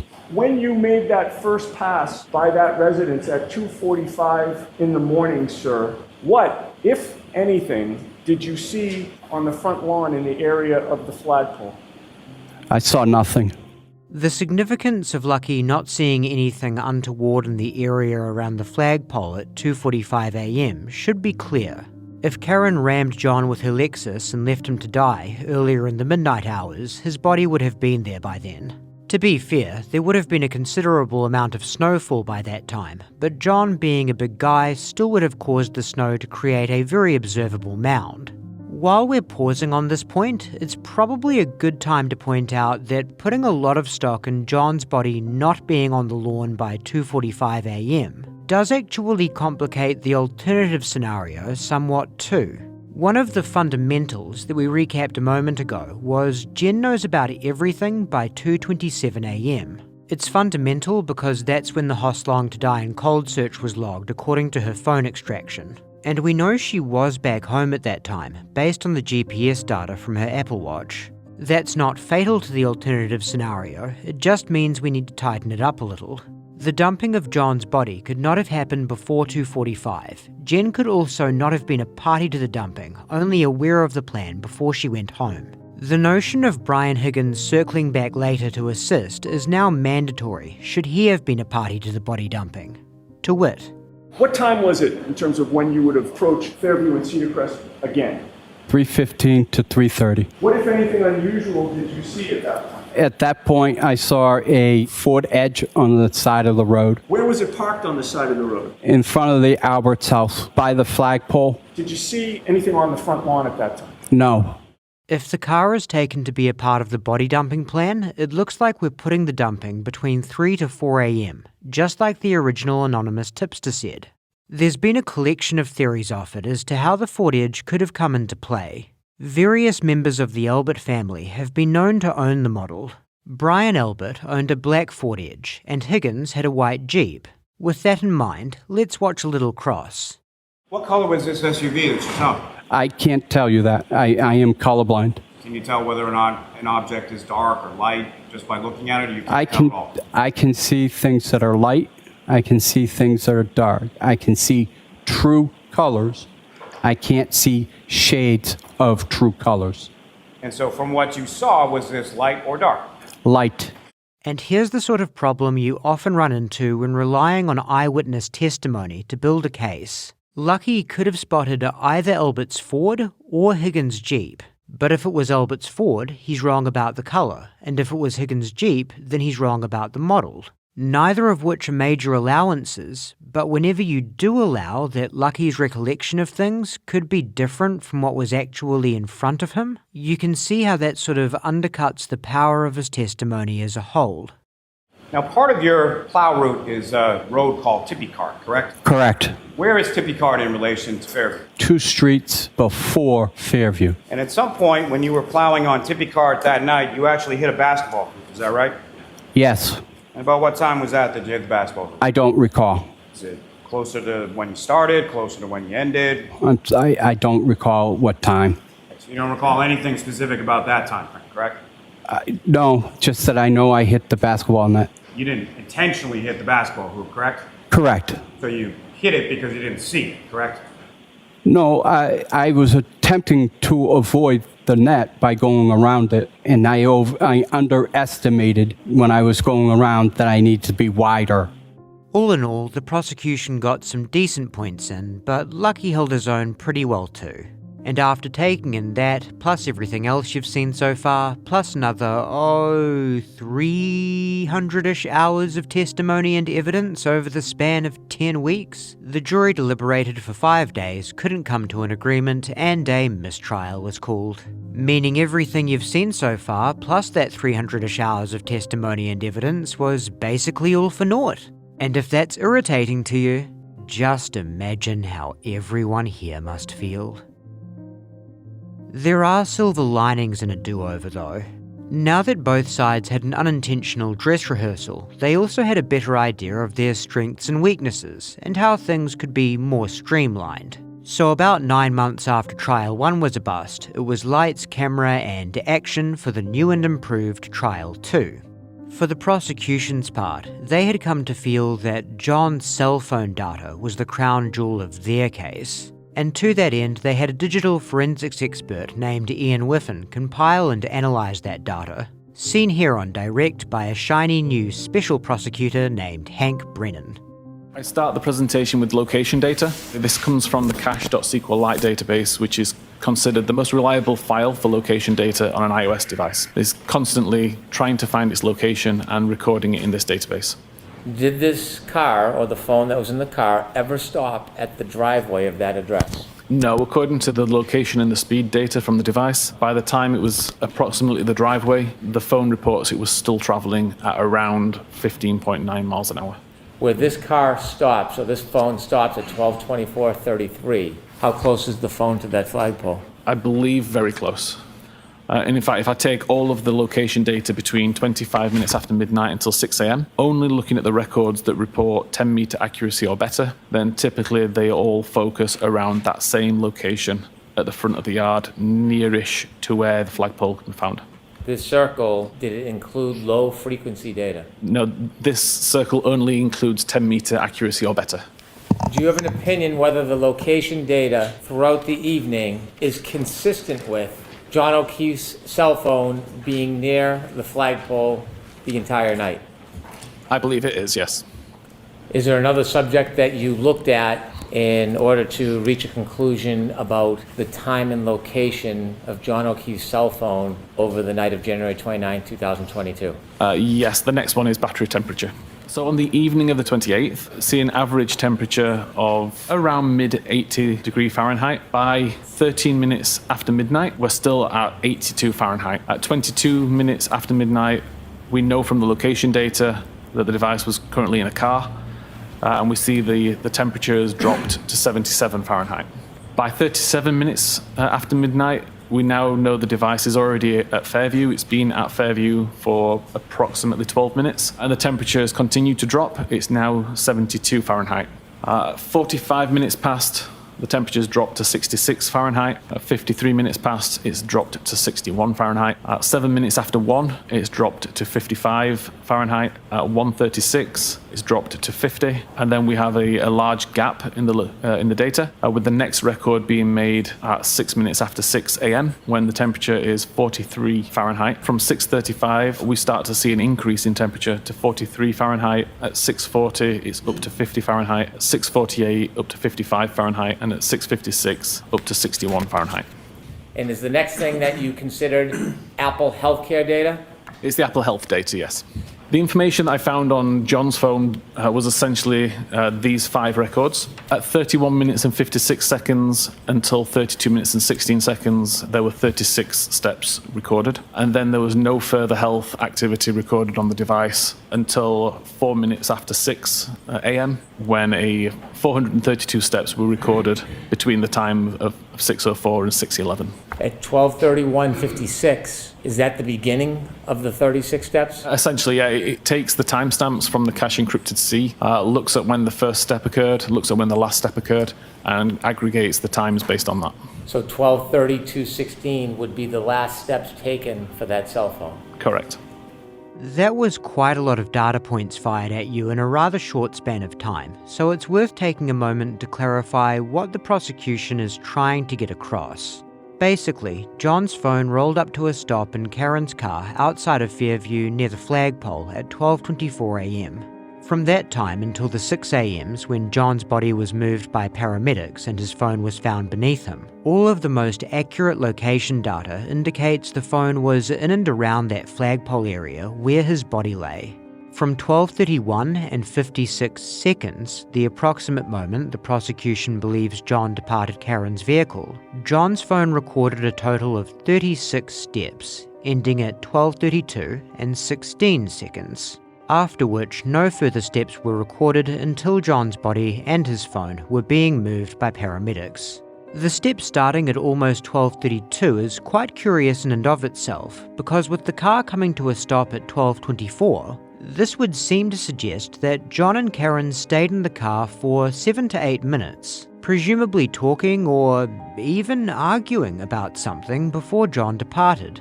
And if you're wondering where those 36 steps might have taken him, the prosecution would then point you to his phone's battery temperature, which from the midnight hours of the 29th did nothing but drop down and down and down and down, plateauing at an even 50 degrees at 1:36 a.m., then dropping again at 6:06, when his body was moved and the phone was completely exposed to the elements before being taken into a warmer environment. What the prosecution is driving at then is that in a world where John entered a warmed house with his phone on his person, before being lured into a basement, beaten to a pulp, mauled by a dog, and kept in the house until, say, 3 a.m., whereafter he was carried out and dumped on the lawn, his aggregated cell phone data would just not wind up looking anything like this. It's not the worst argument in the world, although a touch on the nerdy side of things, which is always irritating. But evidently, Four Eyes Hank Brennan wasn't in a rush to get a seat at the cool kids table because he just kept piling on with the Poindexter shit, recruiting another data analyst named Shannon Burgess, who analysed the black box data in Karen's Lexus. His testimony involved a lot of text stream events and clock variants and synchronizations and all manner of things that are liable to bore you to tears. So to really cut to the chase, the most important findings he testified to would be twofold. 1. That on the night in question, Karen's black box registered a reverse maneuver that reached a speed of 24 miles an hour at 74% throttled before its conclusion. 2. Based on those clock synchronization calculations he did, Burgess placed this 24-mile-an-hour reverse maneuver as ending between 12:32 and 4 seconds and 12:32 and 12 seconds, which if true would mean Karen gunned her Lexus backwards at 24 miles an hour within seconds of John's phone recording his last steps. Now, to be fair, the defence were able to unearth the fact that Mr. Burgess had listed a BA on various CVs that he hadn't actually earned yet. And I'd ask you please to draw your attention to the education section. It says Bachelor of General Science in Mathematics and Business Administration, University of Alabama - currently pursuing. Did I read that correctly? You did read that correctly. Thank you, sir. In both of those CVs, you indicate that you have not yet earned a bachelor's degree. That is correct. May I present to the witness? Yes. Do you recognize that document, sir? Yes, it appears to be a screenshot of my LinkedIn account. And under education, it says University of Alabama at Birmingham, and it says Bachelor of Science, Applied Mathematics and Scientific Computation, 2016-2018. Do you see that, sir? Yes, I do. That's not correct, is it? No, it's not correct. And you do not hold a BS in a Bachelor of Science in Applied Mathematics and Scientific Computation from the University of Alabama at Birmingham, do you? I do not, and that would have been at that time an expected graduation date? Currently pursuing? Is that similar to expecting? Sure, that could be similar. But you know how to put currently pursuing down, don't you, sir? Because you did it on the first few CVs, but you don't have it on your LinkedIn page, am I correct? Correct. That's probably because obviously that has not been updated in quite some time. So while the existence of the reverse maneuver itself went uncontested, you might think the fib on Burgess's CV is enough to throw the rest of his analysis in the trash and conclude Karen may have actually made a totally innocuous 24-mile-an-hour reverse maneuver at 12:29 or something. But we're not actually done with Chief Nerd yet. Ian Whiffen, whose LinkedIn profile is immaculate by the way, also had some things to say about the data on Jen McCabe's phone. Can you share with us when you first became aware of the data in this case? Yes, it was actually one of the public relations managers at Cellbrite who reached out to me because he'd heard about this case and about the confusion regarding a timestamp. Confusion? The question was related to a timestamp of 2:27:40 a.m., an internet query that appeared to have occurred at that time. There was no other information on the device that suggested that internet query had occurred at that time. So we wanted to know how relevant is that timestamp to when the query happened. So I was able to take test devices, recreate test data to find out exactly what this timestamp meant, and discovered that it was actually the timestamp that the tab within the browser was brought into focus and had no relevance to when the actual web query had been made.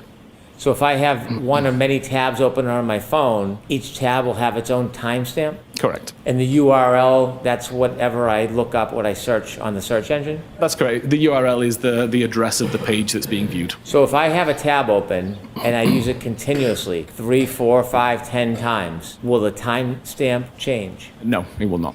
I visit firstpage.com as an example website. At that time, a row is created in the database that shows row ID 1 with the timestamp 10 a.m. when the page was opened. The URL and the title are relevant to the page that was visited, so firstpage.com. A minute later, I now use the same tab to visit secondpage.com. The first record is updated with new information. This is 3 different pages that have been visited within the same tab. And in the data, it has 3 timestamps, but they're all the same. Correct. Moving on from that, there was multiple databases or multiple data sources on Jen McCabe's phone that could be used to see what actually happened on the device at this time of day that was of interest. I could see that at 2:27:29 a.m., Safari was opened. 2:27:29 a.m., when Safari opened, there was already numerous tabs open in the background. The browser would show whatever browser tab was opened when Safari was previously minimized. In this case, we can see, looking at knowledgec.db, the web page that was being viewed was related to Hockomock Sports,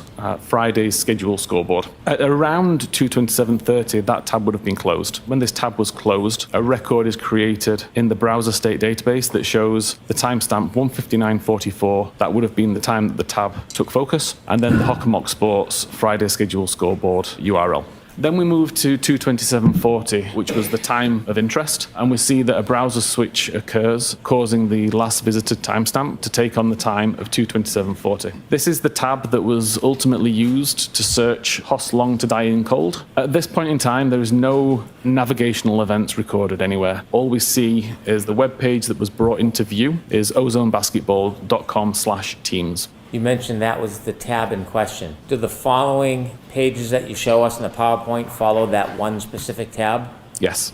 At 2:27:53, there's a further web navigation event, now loading the page hockomocksports.com/schedules/girls hockey. At 2:28:06, Safari is minimized, so it's removed from focus so that something else could be viewed, or the phone is locked. If you remove it from focus, it's essentially going into the background, versus if you close it completely and have to reload it later on. So in this particular state, the timestamp doesn't get changed. The timestamp remains 2:27:40 as it was earlier. Safari is then not used again until 6:23:37 when it's opened from the background. At this point, when it loads up, the same page that was open when Safari was minimized is shown. So we still see hockomocksports.com/schedules. A few seconds later, at 6:23:51, the blue button at the bottom of the keyboard is used to submit a search for the term "How long to die in Kikti." This creates a specific URL in Safari, which is shown on screen here. We know that that search was conducted at 6:23:51, according to the information in mobilesafari.plist. And knowledgec also shows that this page was visible. At 6:24:18, there's a second search submitted, this time searching for Hoss Long to Die in Cold. And there is no record made in the history database that to me suggests that the page never successfully loaded. At 6:24:24, Safari is minimized again. It gets reopened at 10:33:33 a.m. and at that point, the previous page is shown to the user. That previous page is related to the search Hoss Long to Die in Cold. Around 10:33:34, that tab would have been closed, resulting in the record being written to the browser state database with the timestamp 2:27:40. When that tab was originally brought into focus, but it shows the most recent URL information, which is the Google search for Hoss Long to Die in the Cold. It doesn't have any of the other URL information that was visited during that time period. It doesn't have the previous Google search for How Long to Die in the Kikti, because all it records is the most recent URL that's visited alongside the original time that the tab took focus. Mr. Whiffen, when a tab is ultimately closed, does the URL always have the last search, or could it show an earlier search? It will always be whatever URL is visible in the tab at the time. com.applemobilesafari.plist is known to be a reliable location to get search timestamps from. The only time it shows How Long to Die in the Kikti is at 6:23:51, and the only time it shows Hoss Long to Die in the Cold is at 6:24:18. There's no other mentions of either of these searches anywhere else in this file. Once again, a lot of data points and navigation events flying at you in quick succession there. So if you've got a bit of a headache at this point and could do with a super simplified summary of what Whiffen just said, here's the gist. The forensic software that did the extraction on Jen's phone logged searches in a way where it assigned the time a tab was opened as the time of any search made within it past that point. A timestamp is assigned to a tab when it's either newly created or reopened. Reopened could mean switching back to the tab from another or relaunching a tab upon opening your Safari browser fresh, i.e. after the app has been fully shut down for a time. If, however, you have a tab open and merely minimize Safari with the app still running in the background, then the tab is still functionally open. And when you bring Safari back into focus, the timestamp on the tab will not change from when you opened or reopened it. When you do close the tab, all searches you made between the time you opened and closed it will be assigned the timestamp the tab created when it was opened or reopened. Furthermore, the forensic software in question here would index tab browsing sessions thusly. Timestamp, time tab was opened. Description, last piece of activity within that tab. So in Jen's case, the prosecution argues she got home that night, opened Safari, navigated from one tab to another, generating a new timestamp, and then browsed some pages related to her daughter's athletic pursuits. No one disputes that part actually, the activity is there. Where the dispute comes in is that the defense contend in the moments following the basketball stuff, she then googled Hoslong to die in cold, at 2:27 a.m. in other words. But the prosecution say no, Safari was minimized at 2:28 and that activity is in the logs. So when Jen brought Safari back into focus in the 6 a.m.s, it retained the 2:27 timestamp because neither Safari nor the tab had been fully closed. She then made two searches, how long TD in Kikdi, and lastly, Hoslong to die in cold. The infamous latter search was the last activity in the tab before it was closed. Hence, the record appeared as 2:27 a.m., Hoslong to die in cold. Even though the search was actually made at 6:24 a.m. and recorded as such in the relevant database. But if you were to accept that, the next natural question would be, why was Jen making not one but two dying in the cold searches in the 6 a.m.s? And then at one point, we saw them moving John towards the ambulance. And at that point, Miss Reed started yelling to Miss Roberts, go check on him. Are they working on him? Is he dead? Is he dead? And she started yelling and pulling on me to Google hypothermia and Google how long it takes for somebody, to die in the cold. Had you ever attempted to search about hypothermia any time before that moment, that morning? No. And again, I don't think I even paid attention to what came up because we were already on to the next thing. Karen was already moving and screaming about, the next thing to Kerry. Are they working on him? Is he dead? Now, you claim that was at 6:23 and at 6:24 in the morning, two iterations of how long to die in the cold. Hoslong to die in cold, how long TI die in CIKD, correct? I'm not claiming it. It's the truth. It's what happened. You're testifying to that? Yes, I am. You also testified that at the time you Google searched those phrases, it was Karen Reed screaming and yelling at you, shaking you, to Google hypothermia, correct? She was pulling on my sleeve, yes. Is that yes or no? Yes. Okay.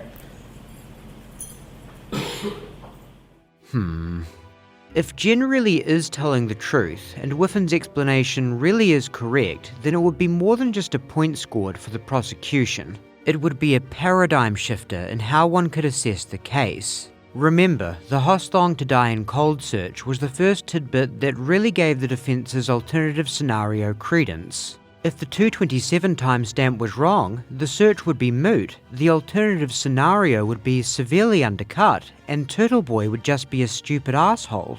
And we can't have that. This calls for more super lawyers. Between the first and second trial, the defense got some new personnel too, most notably Bob Alisi.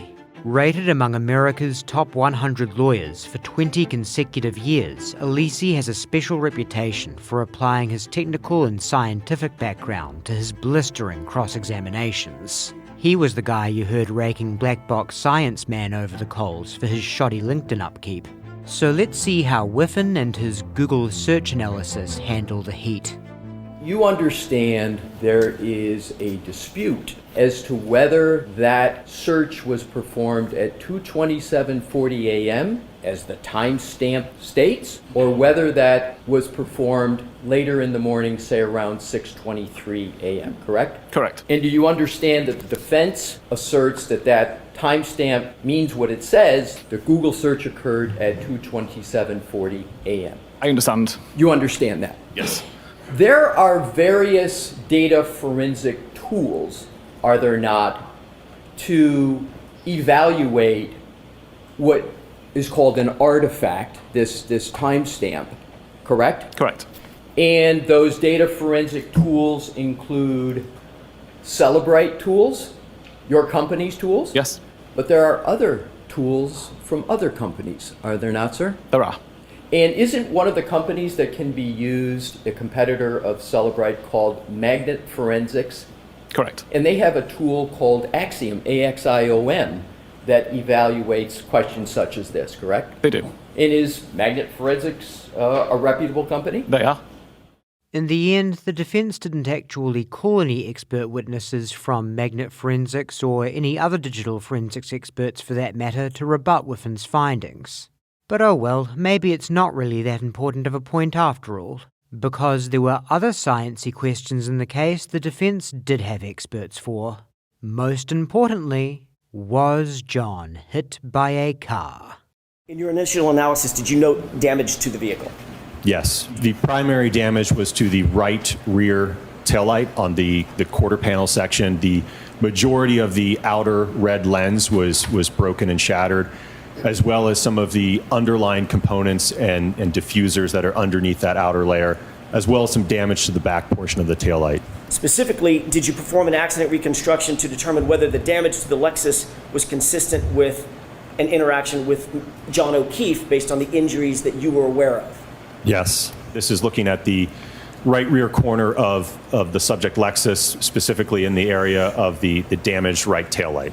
Now the taillight obviously has been removed from the vehicle. The diffusers, right where my mouse is, there's a clear diffuser that runs along the bottom, and then there's another diffuser that runs along here, and then it also goes up vertically. Same here on the bottom one, that also goes up vertically. So this piece was missing and fractured on the bottom, along with the vertical portion.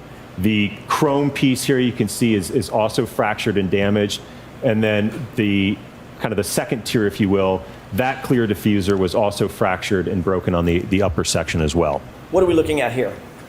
So these are photographs depicting the sweatshirt or hoodie that Mr. John O'Keefe was wearing on the night of the alleged incident. There were a series of small punctures or holes in the sleeve, on the right sleeve of the sweatshirt in varying sizes. I think some as small as just a few millimeters.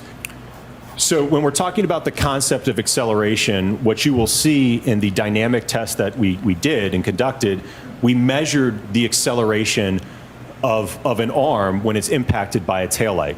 If we know the mass of the arm and we've measured the acceleration, we can use Newton's second law, which is force is equal to mass times the acceleration, to calculate what that force is applied on the arm. So from my perspective, I was interested in the speed and the force to look at what's the observed damage to the test taillights that we did. We wanted to start in the laboratory to have an understanding what happens at a range of speeds, in this instance, in our first two tests, between 10 and 17 miles per hour, right? What happens, what kind of damage do we observe, right? At 10 miles an hour, do we even break the light? At 17, what kind of damage do we get? What kind of accelerations do we get? And then we moved up to full-scale vehicle impact testing. So you're looking at a top-down view from the high-speed camera. You'll see the taillight enter from the left, impacting the arm at about 17 miles per hour. As you can see, where the two are basically married together, right? It's kind of actually coming back together now. So that bond that we had, right? This is the most effective way that we could mount it to the impactor. It just became detached due to the force of that impactor stopping at the end of the stroke. Were you able to reach any conclusions or opinions as to whether or not the damage to the subject tail light on the right is consistent with striking an arm at 17 miles per hour? It's inconsistent from a damage perspective. Why did you utilize 24 miles an hour for this test? So it's my understanding that this is the upper end. There is a triggering event of, I believe it's 1162.2, and I think at the end of that data, the speed is approximately 24 miles per hour. So we did a test at the end point, if you will, in that data set. And before we roll the tape, some of you may be wondering about the very specific and somewhat peculiar position they've got the test dummy in. It's based on the prosecution's theory of John's approximate position at the time of impact, which stems from another finding at the scene. A broken cocktail glass was found near John's body that appeared to match those stocked at the Waterfall bar. And indeed, when looking at security footage, John can be seen nicking such a glass for the purpose of having a roadie. Not great, but least of concerns. And then the theory goes that he took the glass out of the car with him, perhaps still yelling over at Karen in continuance of an argument they were having. And when Karen gunned her Lexus back, it was his glass-holding arm that took the brunt of the damage, resulting in what's called a clipping collision, where only the side of the car makes contact with who or what it's striking. From there, they argue John was projected at high velocity, slamming the back of his head on the cold hard ground of the yard, resulting in the injury which was the primary cause of his ultimate death. With that extra context, let's watch the test.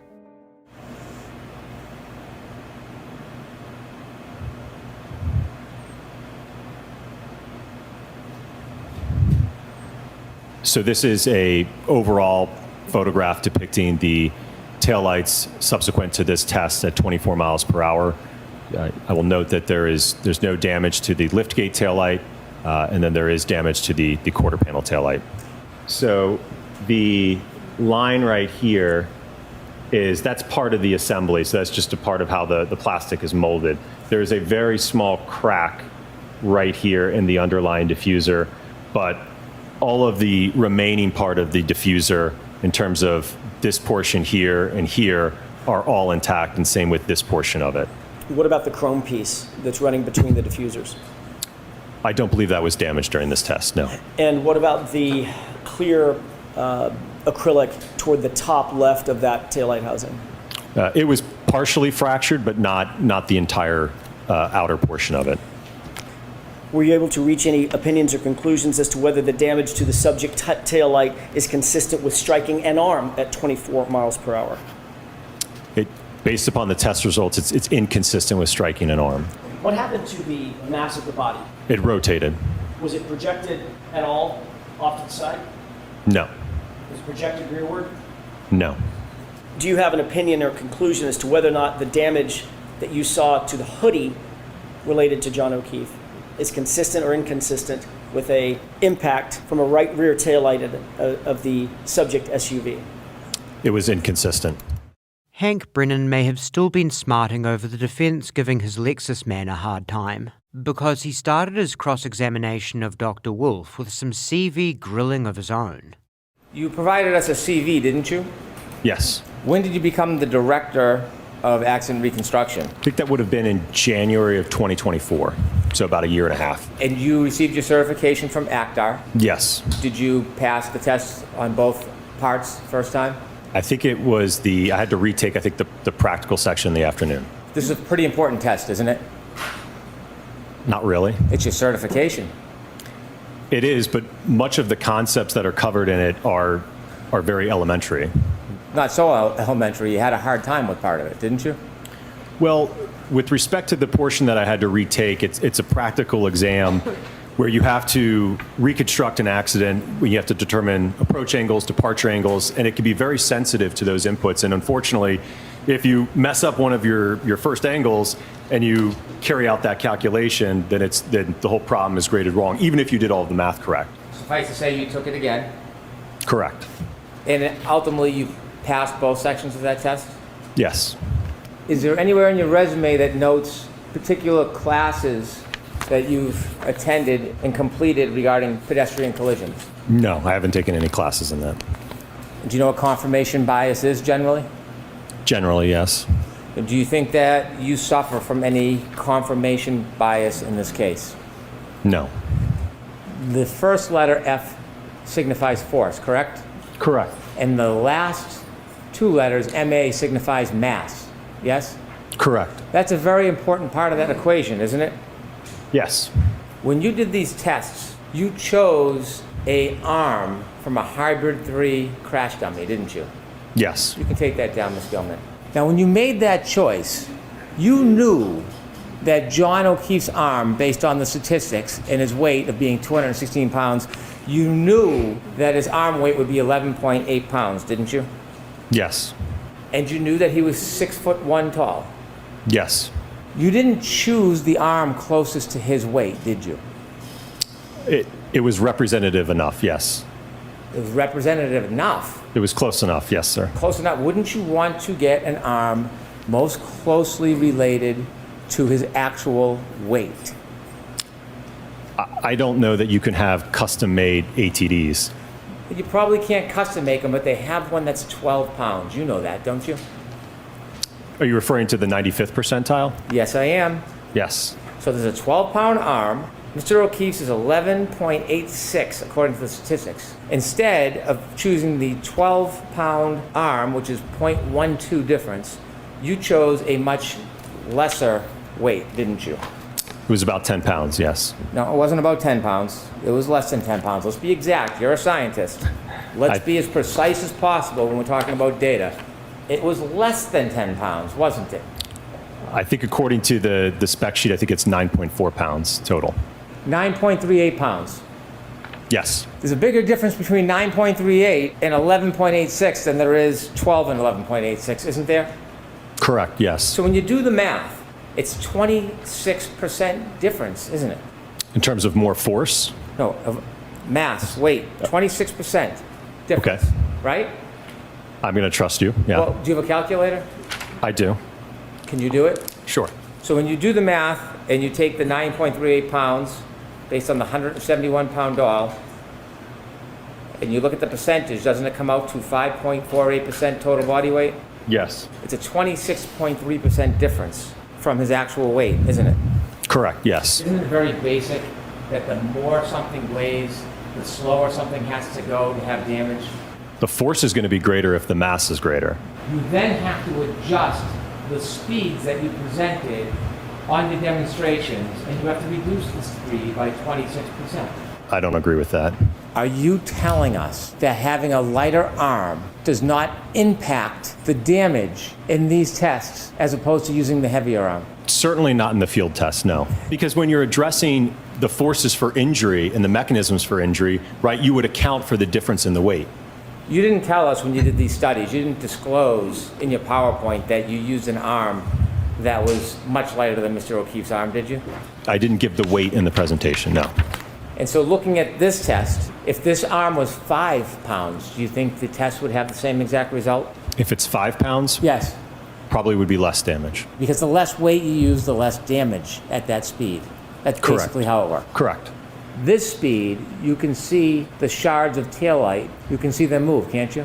When you say move, you mean just Not stationary. Yeah, I mean they're moving from the taillight as they break. Detached from the taillight. Correct, they're broken. That could create a debris field, yes? Yes. And you can see them floating in the air, some of them actually floating and then touching the sweater. Do you see that? Possibly. Some of it might be, again, some of that polyurethane foam. Yeah, some might be. And why don't we play it again so we can see clearly? Some might be taillight shards too, right? That black object spinning, that's not poly foam, is it? No, it would not be. That'd be taillight shard, right? Correct. Even at this speed, you can see in this type of collision, there is pieces, large, small, medium, maybe even microscopic, are now breaking off from that taillight and being littered into the air, aren't they? Yes, there are pieces coming off. Those clothes, are there holes or tears in the clothes? Yes, there's damage that's consistent with road rash when clothing or a body makes contact with the pavement and is grinding into the pavement. Pavement's hard. Right? Yes. How about frozen ground, frozen dirt? Is that hard? Yeah. I suppose it can be. Well, do you have any doubt whether frozen ground in the Northeast in the winter is hard as a rock? I haven't done any analysis to assess that. You see the debris field is near but not on, Randy? Can you tell if there's any small pieces or microscopic pieces on or in Randy's clothes in the study? Did you look? No. Another bit of additional context might be useful for the line of questioning you've been hearing about pieces of taillight and contact with the subject's clothing. Small pieces of plastic, determined to be consistent with taillight, were found embedded in John's clothes. The defense protest poor record-keeping for the chain of custody of John's clothing, i.e. tampering by Michael Proctor or other bad actors, can't be ruled out. while the prosecution maintains the idea of evidence planting on such a minute level is fanciful. Onward. There are some differences between your test and what would happen in real life. For example, there is a harness, correct? Correct. And the harness prevents the dummy from being thrown naturally. Correct. Stop. You can see the shattered taillight moving, and most of it's moving in the same direction, isn't it? Yes. And that's what creates a debris field after a collision, doesn't it? Yes, I mean, components will break off and fall to the ground, yes. When you chose 24 miles per hour without the 26% deduction, which would make it 17.8 miles per hour, when you chose 24 miles per hour, it's because you had looked at the tech stream data that had been taken from the defendant's Lexus, right? Correct. And when you looked at that data, you understood that during that event, 10 seconds of data is captured, yes? Yes. But that doesn't define the whole event, does it? That only encompasses what was recorded. And you said you chose 24 miles per hour because that was about the speed at the end of that 10 seconds. Correct. You do realize at the end of that 10 seconds, the defendant's Lexus was going faster. It was still accelerating, don't you? From what I recall, the last data point, I believe the throttle was still at around 74%. Well, ARCA specializes in tech stream data, don't they? Yes. Okay. So looking at that, you would agree that at the end of the 10 seconds, the car was going up, not down in speed, yes? Correct.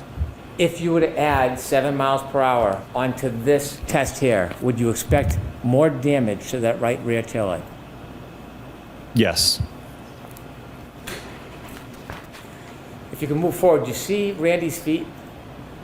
Yes. See the right foot? Yes. It's twisting, right? Correct. When you were reaching your conclusions, did you know that this sneaker was up against a curb in the area? Yes. Wasn't a part of my analysis. Okay. You can go back to the video. You see the spin and rotation on the foot? Yes. In the turn of the sneaker? Yes. A pedestrian could be involved in a full-on impact causing that amount of damage to the taillight that's reflected in this video, but suffer no lower body injuries. Isn't that fair to say?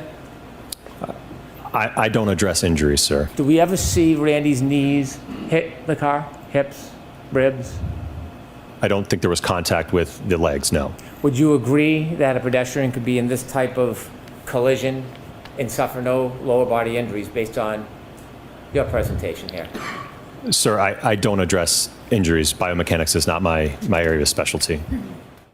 So after taking in that, plus the other testimony and evidence you've seen, plus another, probably closer to just 200-ish hours of testimony and evidence this time, the jury in Trial 2 came back with a more decisive verdict. 003, what say is the defendant at the bar leaving the scene after accident resulting in death? The defendant not guilty or guilty? Not guilty. So say you, Mr. Foreman? Yeah. So say you all?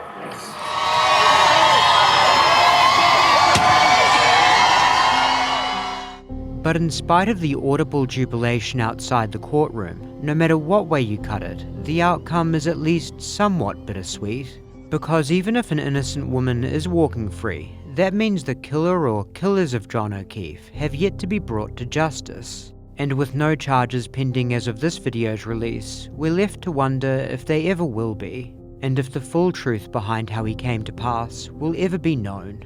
While this video has aired several theories, it should again be acknowledged that those theories are merely approximations of what could have happened within the framework of a number of known facts. And there are numerous variations of those scenarios one could put forward to square with said facts. Maybe when he left the car, she could back up too fast and touch him, and that could be an explanation for him to lose his shoes or for his phone to fall down. But in my opinion, he got up and he went inside the house with or without shoes. I don't know when he lost his shoes eventually, but I don't think he died outside. I think something happened inside the house and he was placed outside. Yes. Maybe upon reversing at 24 miles an hour, Karen bumped John with enough force to knock off one of his shoes and cause him to drop his phone, accounting for the seemingly static data found within it. And then, upon quickly recovering from that minor dust-up, he walked into the Albert house where a severe beating and dog mauling occurred, resulting in his death. And whatever parties were involved then moved his body outside and dropped it on top of his phone to frame Karen Read for a hit and run. Never daring to imagine how lucky they might be that in a few short hours, Karen Read would wake up with fears of having hit John right at the front of her mind. Or, something like that. Or maybe nothing like that. Maybe the real reason 2 children wound up twice orphaned and a mother had to bury a second child was just because some wretched shrew who couldn't handle her drink slammed on the gas in a moment of anger, and upon realizing what she had done, proceeded to deal with her situation in the most dishonorable way imaginable at every single step, fleeing the scene and building a defense based in unbridled slander. An approach for which she was ultimately rewarded, not just with an acquittal, but a perverse sort of celebrity status, leaving all those who actually loved John O'Keefe to mourn against the backdrop of an ocean of callous idiots, all gloating over the miscarriage of justice they helped to enable. Maybe something like that. Who knows? If there's one lesson to take from this case, it's that anything is possible.